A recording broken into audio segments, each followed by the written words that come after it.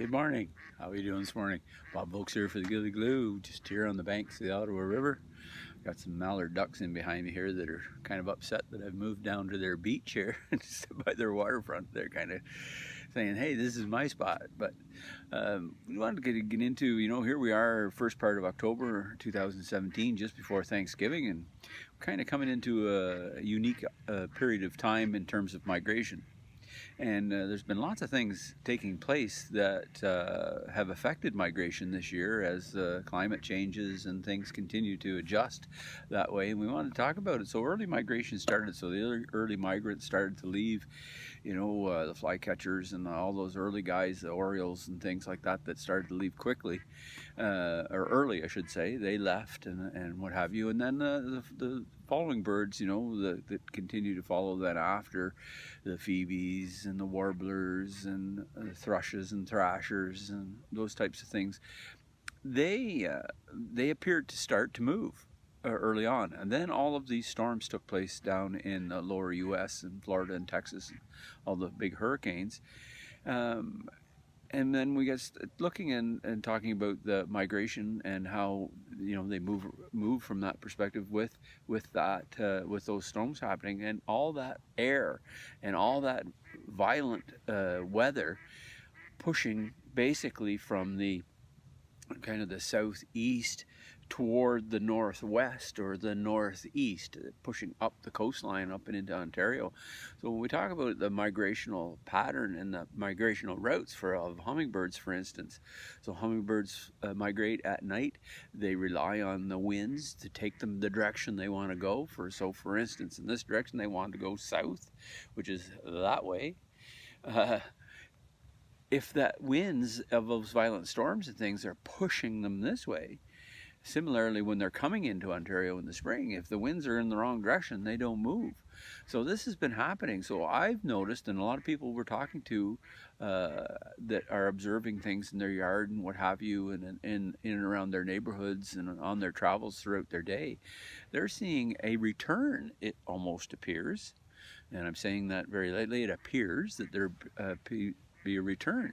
So for myself in particular, I have noticed that there was a void of some thrushes, some thrashers, brown thrasher, the American kestrel is gone in the locations that I frequent, various types of birds of that nature. And then all of a sudden we're seeing those birds back again in those areas that they have frequently or lived throughout the summer here in Ontario. Kind of implies to me that there's been some changes that have had to take place with respects to these storms.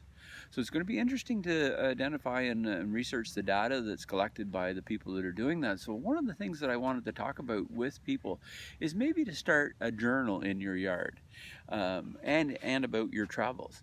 And not so much about the species you see, but certainly identify species that you see, but identify time of year and what perhaps even weather or some significant information that may help out with that data collection, because it's very surprising, like the bird counts and things that happen at Christmas all throughout North America, and the backyard bird count that is done by Audubon and Cornell University and all those places. That's data collection.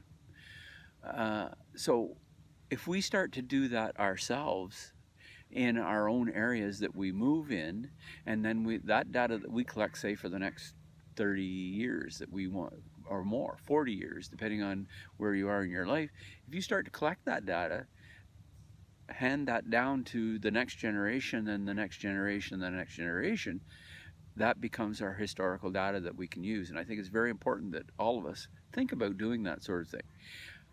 For instance, I have several of the field guides that I had used in my youth in the early 70s. I looked through periodically to kind of just compare information to a more current field guide. Obviously, things have changed. Historical historical ranges have changed for species, and all kinds of things of that nature. So I wanted to encourage people to kind of be more aware. So we're raising our awareness all the time. We're addicted to awareness to become more aware. Listen to those guys; they're seriously upset.